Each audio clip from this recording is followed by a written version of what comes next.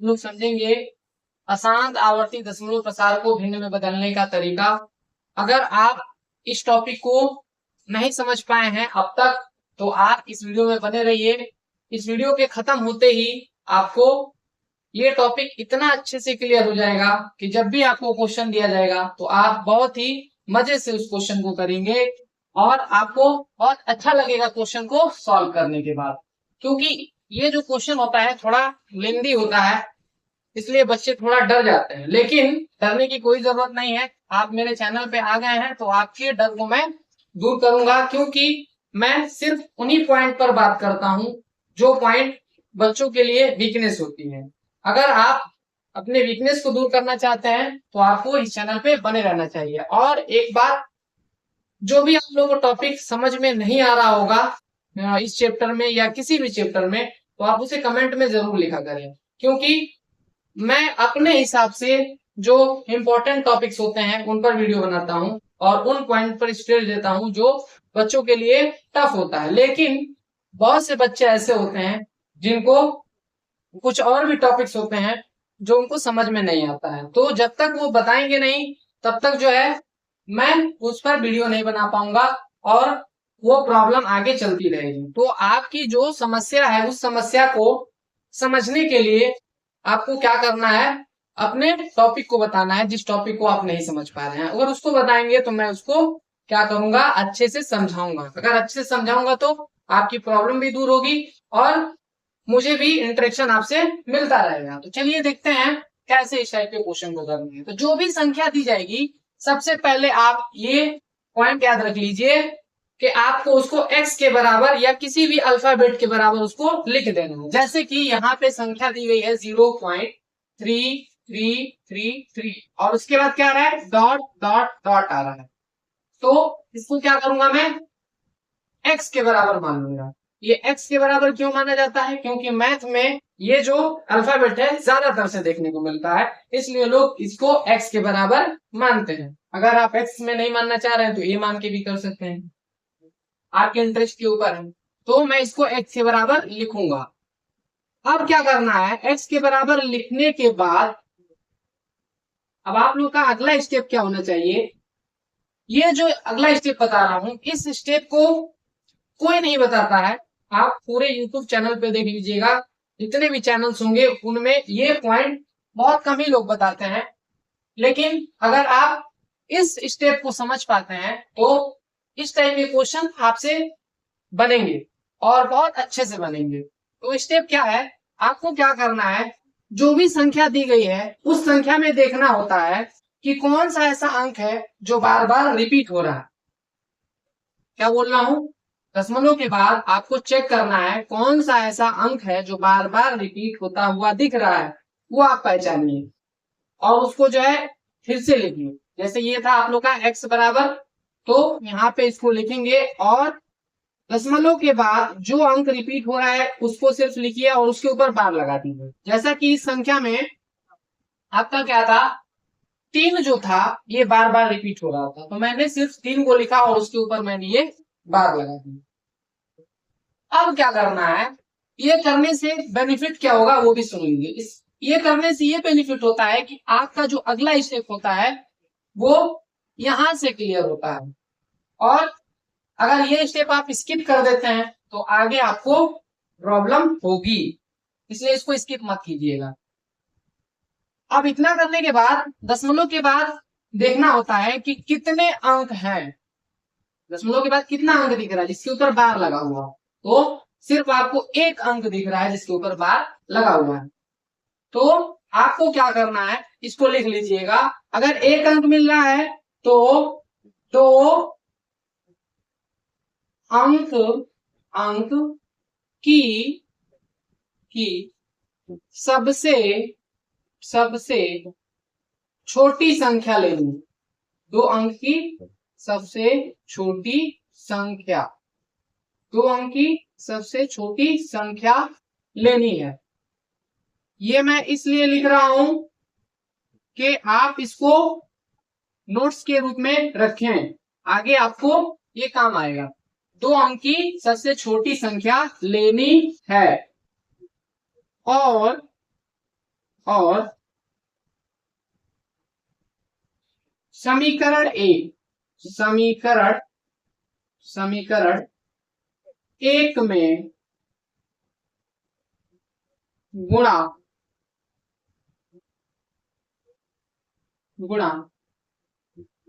करना है। अब देखिए इसमें समीकरण एक कहां से आ गया, तो जिसको आपने x के बराबर माना था ऊपर वाले को, उसको आप समीकरण एक मान लीजिएगा और उसके बाद जो है ये लिख सकते हैं। तो मैंने क्या बोला, ये लिखना नहीं है, ये समझने के लिए मैंने बताया, ये आपको करना है। अब होगा क्या, यहां से क्या पता चला कि दशमलव के बाद एक अंक है, तो आपको दो अंक की छोटी संख्या से, सबसे छोटी संख्या से इसमें गुणा करना है। दो अंक की सबसे छोटी संख्या क्या होती है, वो होती है 10। इसका मतलब यह है कि 10 का गुणा जो है समीकरण एक में होगा। अब इसको कैसे करेंगे, x में जब 10 से गुणा लगाएंगे तो इसको ऐसे लिखेंगे बराबर, इधर आप लोग का क्या होगा, 10 से गुणा होगा इसमें, तो इसको ऐसे लिखेंगे। इसके बाद अगला स्टेप आपका क्या होना चाहिए वो सुन लीजिए।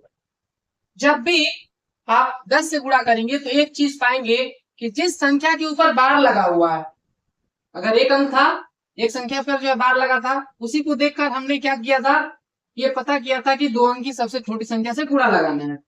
तो वही संख्या जो है 10 से गुणा लगाने पर क्या आ जाती है, दशमलव के आगे आ जाती है। कहाँ आ जाती है, दशमलव के आगे। बस ये आप लोगों को समझना है। तो इसको मैं क्या लिख सकता हूँ, 10 गुणे x को 10x भी लिखा जा सकता है, इतना तो आपको आता ही होगा।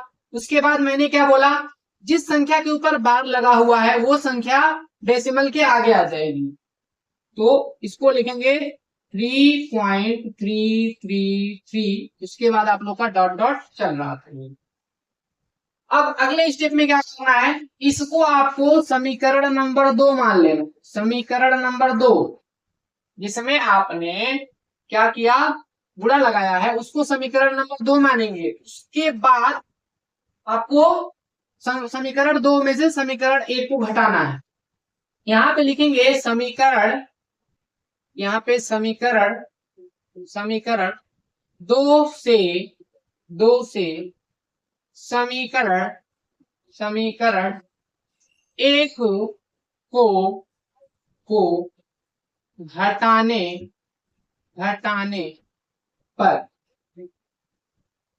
ऐसा लिखेंगे। उसके बाद क्या करेंगे, समीकरण 2 को लिखेंगे और उसके नीचे जो है 1 को लिख के घटा देंगे। समीकरण 2 क्या था, उसको मैं इधर लिखता हूं, वरना नीचे नहीं दिखेगा, इसलिए जो है मैं इसको यहाँ पे लिखता हूँ। क्या था, 10x, ये समीकरण 2 था, बराबर 3.333 डॉट डॉट डॉट। समीकरण 1 को इसके नीचे लिखिए, क्या होगा, x बराबर 0.333 डॉट डॉट डॉट। अब इसको कैसे घटाएंगे, तो इसको घटाने के लिए आप सबसे पहले इस वाले पक्ष को माइनस करेंगे। इस वाले पक्ष में क्या लिखा हुआ है, 10x लिखा हुआ, यहाँ पे क्या लिखा हुआ, सिर्फ x, तो यहाँ पे आप क्या लिखेंगे, 1 लिखेंगे। जब भी आप लोगों को अलजेब्रा दिखेगा तो अलजेब्रा में जोड़ घटाना कैसे होता है, आपको क्या करना होता है, संख्या को संख्या में से घटा देना होता है, और जो भी पीछे आप लोग का अल्फाबेट दिख रहा है उस अल्फाबेट को एज इट इज लिख देना होता है। जैसे कि यहाँ पे 10 है, 10 में से मुझे 1 घटाना है तो क्या आएगा, 9 आएगा। अल्फाबेट क्या है, x है, तो यहाँ पे अल्फाबेट x लिख दिया जाएगा। अब करते हैं इसको कैसे करेंगे, तो यहाँ पे माइनस का साइन जरूर लगाइएगा, मैंने नहीं लगाया, यहाँ पे आपको लगाना है। अब क्या करेंगे, अब देखिए डेसिमल के बाद के जो अंक हैं वो सेम दिख रहा है, क्योंकि यहाँ पे भी आप लोग का 3 रिपीट होता हुआ होगा, यहाँ पे भी आप लोग का 3 रिपीट होता हुआ दिखेगा। तो ये जो है पूरा का पूरा क्या आ जाएगा, 0 के बराबर आ जाएगा। तो इसको मैं लिख देता हूँ 0। फिर क्या था, पॉइंट था, तो पॉइंट को लगा देता हूँ, और उसके बाद 3 में से मैं क्या घटा रहा हूँ, 0 को माइनस कर रहा हूँ, तो मुझे क्या मिलेगा, ये 3 मिलेगा। अब यहाँ पे दशमलव के बाद 0 दिख रहा है, तो इसको आप नहीं भी लिखेंगे तो कोई दिक्कत नहीं है। अब क्या करना है, यहां से x की वैल्यू को आपको निकाल देना है। जब आप x की वैल्यू को निकालेंगे तो ये संख्या जो है किसमें रिप्रेजेंट हो जाएगी, फ्रैक्शनल फॉर्म में रिप्रेजेंट हो जाएगी। अब उसको कैसे निकाला जाता है, उसके लिए देखिए, जो भी संख्या गुणे में होती है, अगर वो बराबर की दूसरी उड़ जाती है दूसरी ओर जाएगी तो वो भाग में चेंज हो जाती है। तो इसको कैसे लिखेंगे, 3/9 लिख सकते हैं। तो ये है आप लोग का फाइनल आंसर। तो मुझे उम्मीद है कि आपको जितना भी मैंने स्टेप बताया वो स्टेप आपको अच्छे से समझ में आया होगा।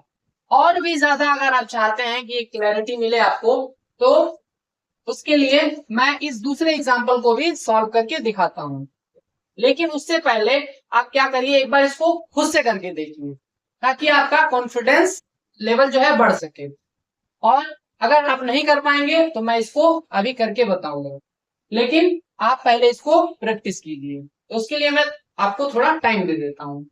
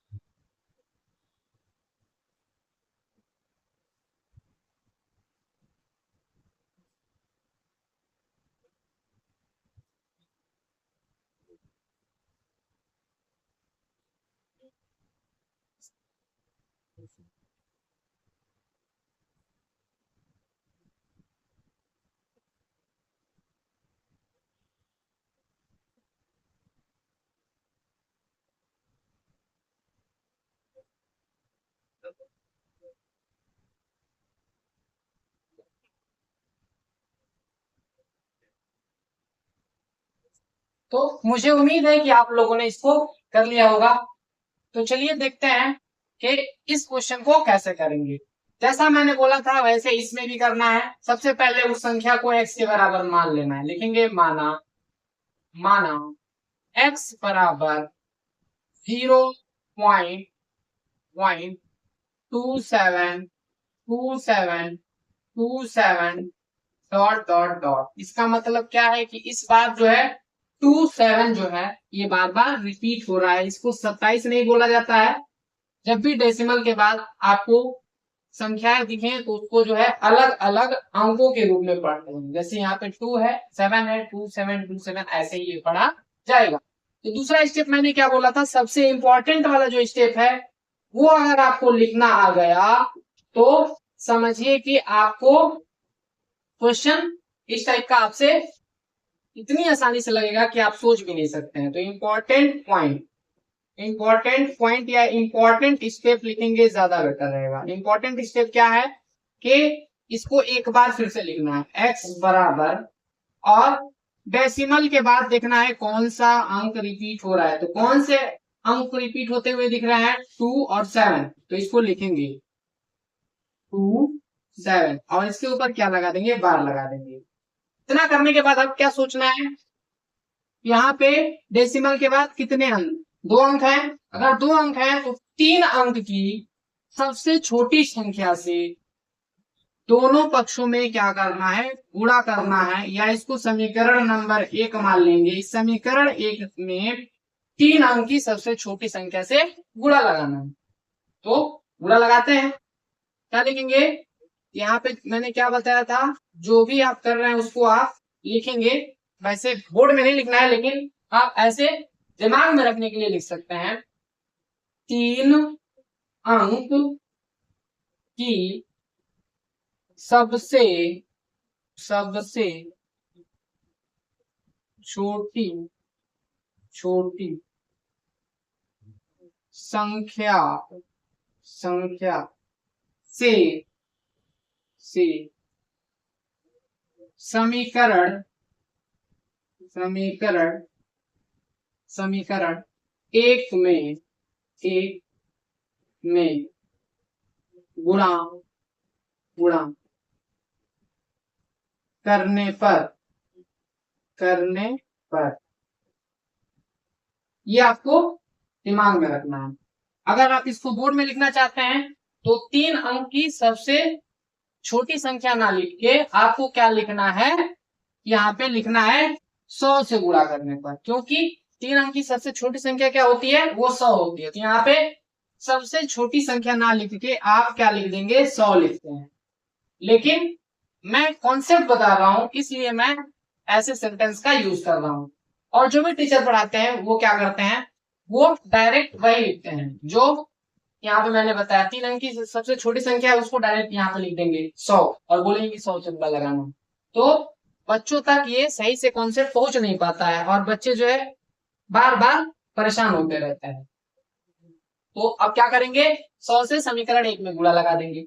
जब 100 से समीकरण 1 में गुणा लगाएंगे तो आपको क्या मिलेगा, 100 गुणे x बराबर 0, 0 नहीं, पहले 100 लिखेंगे, फिर क्या लिखेंगे, गुणा लगाएंगे, फिर लिखेंगे 0.272727 डॉट डॉट डॉट।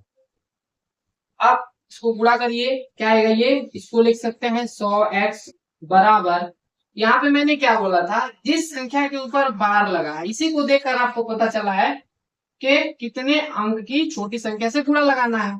तो उन अंकों को आपको क्या करना है, डेसिमल के आगे लेके आ जाना, यही आप लोग का स्टेप है। तो इसमें क्या बनेगा, इसमें बनेगा 27.2727 डॉट डॉट डॉट, ये आपका फाइनल आंसर होगा। अब क्या करना है, यहां तक हो चुका है। तो अब मैंने बोला था समीकरण समीकरण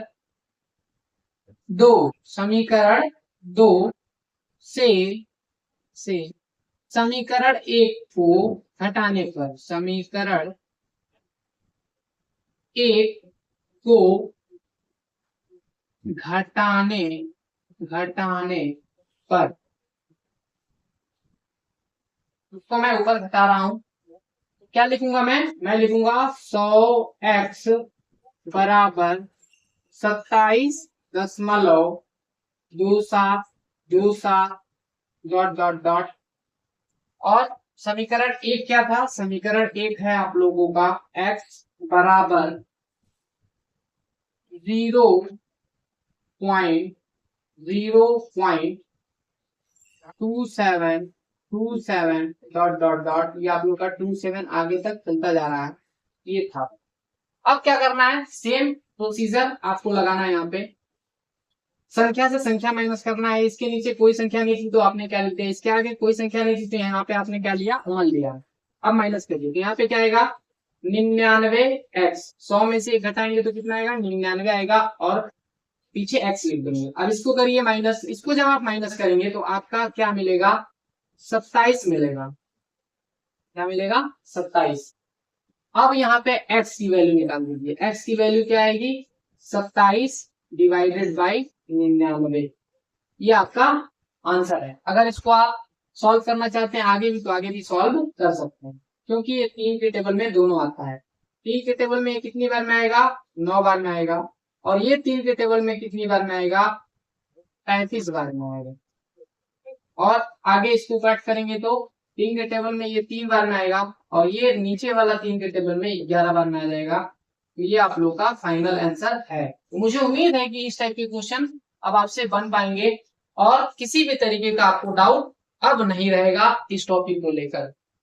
तो बच्चों, अगर आपको वीडियो जो है अच्छी लग रही है तो आप मेरे वीडियो को लाइक करिए और कमेंट में आप बताइए कि आपको इसमें क्या समझ में नहीं आया। जो समझ में नहीं आया होगा मैं कोशिश करूंगा कि अगली वीडियो में मैं उसको सुधार सकूं, उसको आपको अच्छे से एक्सप्लेन कर सकूं। तो आप मेरे चैनल को अगर आप अब तक नहीं सब्सक्राइब किए हैं तो आप मेरे चैनल को भी सब्सक्राइब कर लीजिए और मेरे वीडियो को ज्यादा से ज्यादा शेयर करिए ताकि ज्यादा से ज्यादा लोगों को ये वीडियो मिल सके और ये नॉलेज मिल सके।